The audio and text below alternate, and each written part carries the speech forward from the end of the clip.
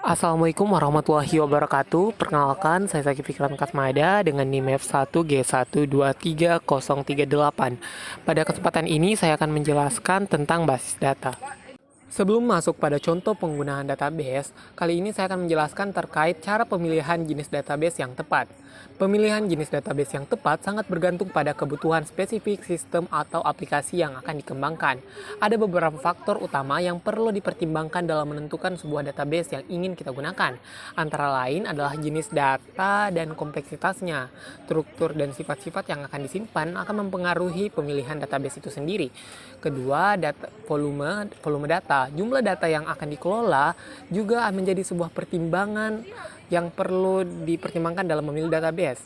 Ketiga itu kinerja dan skalabilitas. Jika aplikasi yang kita ingin kerjakan ini membutuhkan respon yang cepat dan harus mampu melayani banyak pengguna secara simultan, database dengan performa tinggi dengan kemampuan skalabilitas yang baik seperti Oracle atau MySQL mungkin akan cocok. Kemudian keamanan untuk aplikasi yang menangani data sistem diperlukan database yang menawarkan fitur keamanan. Selanjutnya itu ada biaya dan sumber daya, kemudian integrasi dan sistem-sistem lainnya. Nah, setelah kita tahu jenis database yang akan kita gunakan, tentu saja kita harus tahu apa sih perbedaan data secara manual dan menggunakan database. Nah, pengelolaan data secara manual dan menggunakan database memiliki perbedaan yang sangat signifikan dari berbagai aspek seperti efisiensinya, akurasinya, skalabilitasnya, dan keamanannya. Efisiensi. Kalau manual itu proses pengolahan datanya itu seperti pencatatan buku, spreadsheet, atau file-file dokumen. Sementara kalau database, data dapat dimasukkan, diolah dan dimodifikasi secara otomatis melalui query dan sistem terstruktur. Terus akurasinya. Kalau manual, dia itu pengolahan datanya secara manual, lebih rentan terhadap kesalahan input, salah hitung, dan kesalahan pencatatan. Sementara database sendiri, dia tuh sistemnya mendukung mekanisme validasi data sehingga mengurangi kemungkinan kesalahan. Nah, dari segi skalabilitas, kalau database secara manual itu ketika volume datanya meningkat, pengelolaan manual menjadi sangat sulit. Nah, sementara kalau database itu dirancang untuk menangani volume data yang besar dengan efisien. Dari segi keamanan sendiri, data yang disimpan itu secara manual itu dalam bentuk fisik, buku catatan atau file, lebih rentan terhadap kerusakan fisik, pencurian, atau kehilangan. Sementara itu, kalau database sendiri, sistem database yang menyediakan berbagai fitur keamanan seperti enkripsi, autentikasi pengguna, serta kontrol akses sehingga data dapat dilindungi dan di-backup secara otomatis.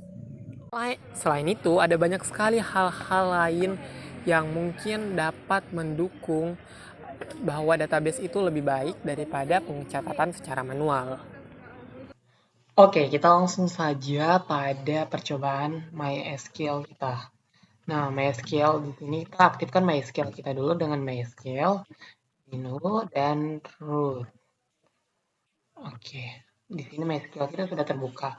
Nah, sekarang kita akan membuat sebuah database.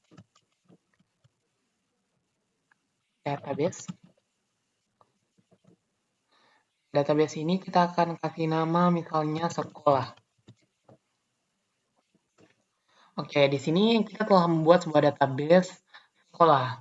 Nah, setelah itu kita gunakan database kita dengan cara use sekolah. Oke, database sekarang kita sudah masuk dalam database sekolah ini. Nah, di database sekolah ini kita akan membuat sebuah table. Table pertama itu kita akan kasih nama create table, kita akan kasih nama siswa. Nah, siswa ini pertama pastinya ada namanya. Nama ini kita akan kasih tipe data varchar ya. Oke, ini tipe data varchar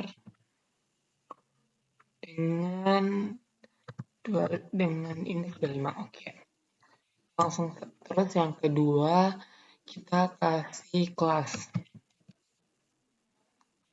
Oke, kelas ini kita kasih integer saja.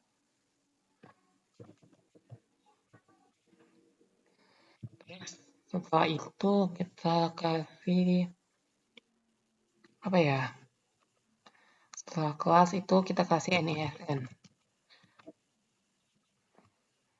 Kita kasih integer juga. Terus setelah itu kita bikinkan alamat.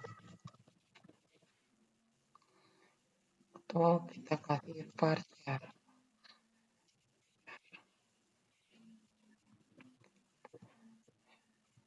Nah, di sini kenapa kita menggunakan varchar untuk nama dan alamat? Karena varchar itu kan dia adalah tipe data string dengan panjang variabel.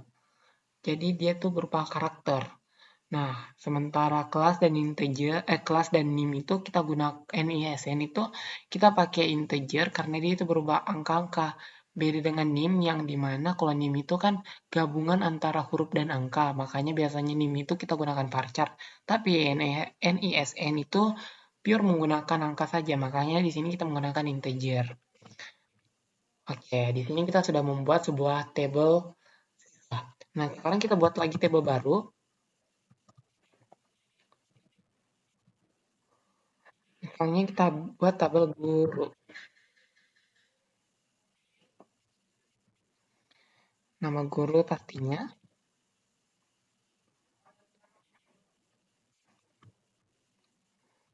nama. Karena berdasarkan tugas ini, kita itu tidak boleh menggunakan tipe data yang sama dengan table yang kita gunakan sebelumnya. Nah, karena tadi kita sudah gunakan varchar, maka itu sekarang kita gunakan char saja. Char, kita sama ya, 25. Terus, terus apa ya? Kita kasih alamat.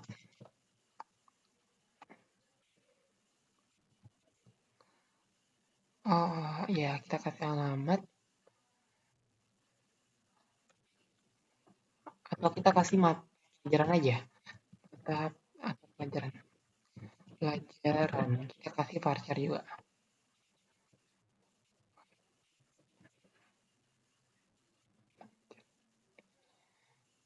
Oke, setelah itu kita kasih NIP atau nomor induk gawai. Nah, NIP juga ini karena dia mirip-mirip dengan NISN yang hanya angka-angka saja, kita gunakan tiny integer aja ya.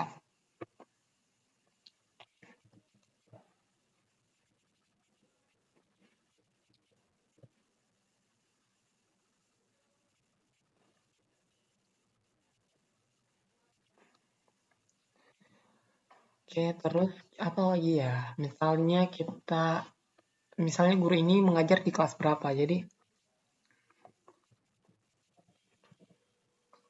mengajar di kelas berapa ya?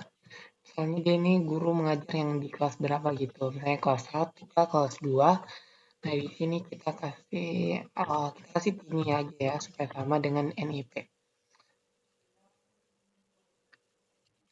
Jadi ini integer ini adalah bilangan bulat kecil yang lebih kecil daripada integer.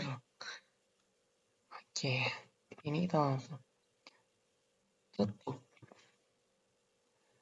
Terus koma. Oh, ternyata ada error teman-teman. Ini kayaknya errornya di. Oh ya, ternyata salah di. Maaf ya teman-teman. Jadi kita langsung ulang saja. Ternyata ada kesalahan, saya tidak terlalu memperhatikan tadi.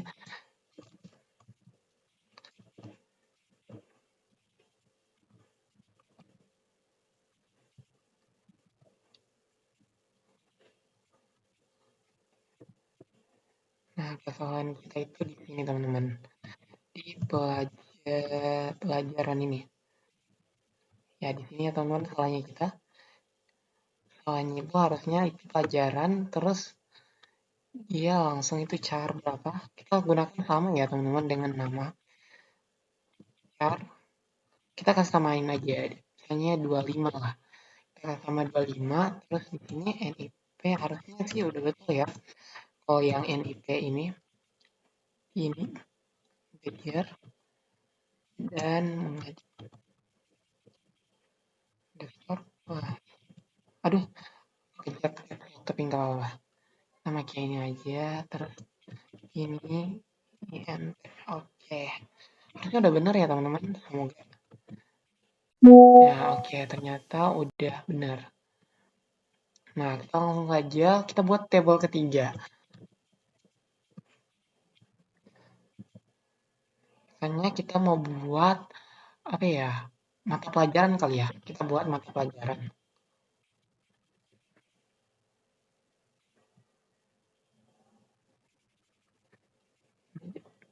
Oke, oke. Ini kita buat mata pelajaran.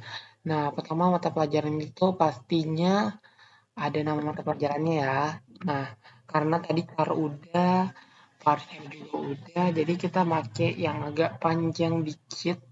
Kita pakai teks saja. Oke, teks. Oke, namanya nama mata pelajarannya. Setelah itu kita kasih nama guru. Tentunya setiap pelajaran kan nama guru ada ya.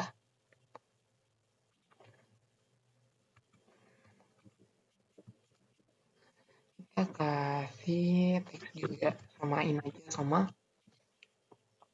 ini. Oke, setelah nama guru, kita pakai uh, waktunya, tanggalnya ya, tanggal mengajarnya itu kapan. Kita buat tanggal, kita atur di, dan yang terakhir mungkin setelah guru, tanggal, apa ya, mungkin jumlah siswa ya, atau apa ya bagusnya.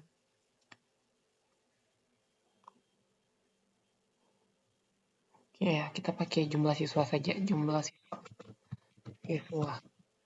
Jumlah siswa yang mengambil mata pelajaran ini. Oke, misalnya dalam satu kelas itu yang mengambil mata pelajaran itu ada berapa orang gitu. Kita makainya misalnya mau integer aja ya. Karena tadi kan kita udah pakai integer, kita pakai small integer aja.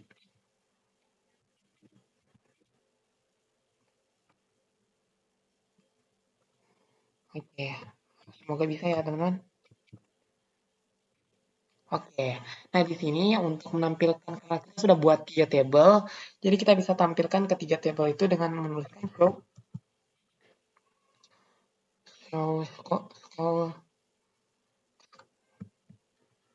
database.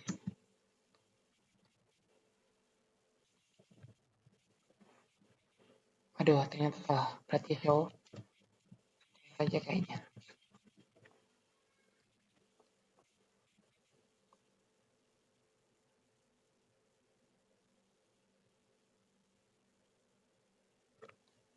Apa ya? Kayaknya saya lupa.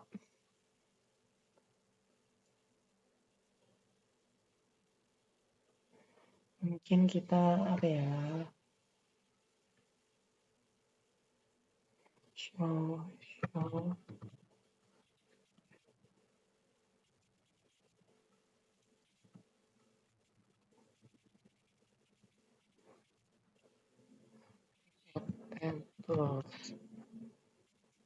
Nah, bisa ternyata. Ternyata show tables ya teman-teman. Nah, di sini kita sudah punya 3 yaitu guru, mata pelajaran, dan siswa. Oke, mungkin itu saja ya teman-teman. Dari video dari saya, mohon maaf bila ada kekurangan. Wassalamualaikum warahmatullahi wabarakatuh. Terima kasih.